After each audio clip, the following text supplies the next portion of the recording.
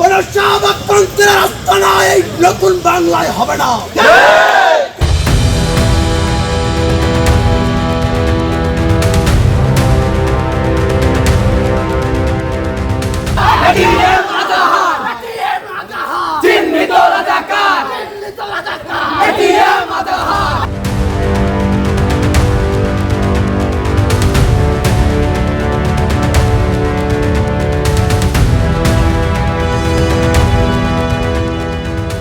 রাজশাহী বিশ্ববিদ্যালয়ের দুই সংগঠনের শিক্ষার্থীদের মধ্যে দফায় দফায় সংঘর্ষ হয়েছে।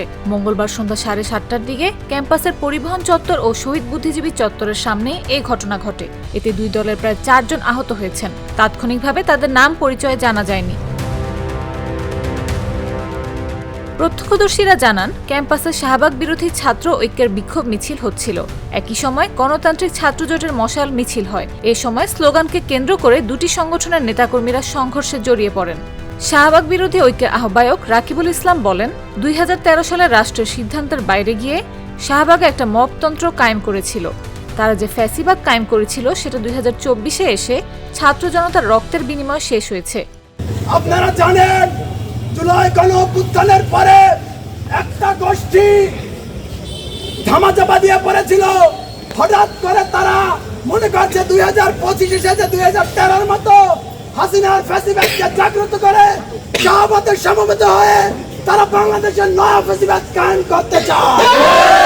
আমরা বলতে চাই 13 আর 25 এক নয়, এক নয়। জয় ফ্যাসিবাদের পুনরুত্থান হয়েছে শাহবাগ থেকে। সেই শাহবাগ বলতে চাই, তোমাদের নেত্রী, তোমাদের জননী ভারতে পালিয়ে গেছে। হাসিনা গেছে সেই পথে, শাহবাগ যাবে সেই পথে। এ বিষয়ে জানতে চাইলে ছাত্র ইউনিয়নের সভাপতি রাকিবুল ইসলাম বলেন, জামাত নেতা এটিএম আজহারের অবৈধ মুক্তির ঘোষণা বাতিলের দাবিতে আমরা শান্তিপূর্ণ বিক্ষোভ মিছিল করেছিলাম।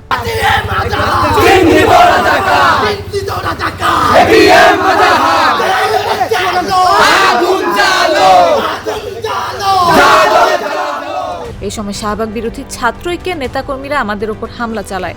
সেখানে শিবিরের বিভিন্ন হলের নেতাকর্মী এবং শাখা শিবিরের নেতাকর্মীরাও উপস্থিত ছিলেন।